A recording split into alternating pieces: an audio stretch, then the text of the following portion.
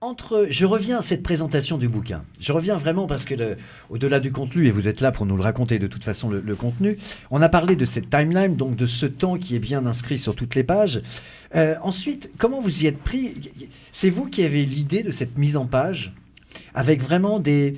Comment on pourrait appeler ça? C'est Il y a des petits pavés. des petits pavés d'une oui, couleur mais différente, jaune sur... oui, mais c'est pour rendre la lecture la plus accessible possible.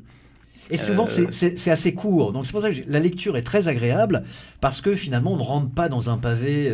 Non, c'était pas le but, hein, parce qu'il y a des livres, il y en a qui sont remarquables sur l'histoire de la Chine, hein, bon, mais qui effectivement sont bourrés de notes, sont très denses, passionnants, hein, bon.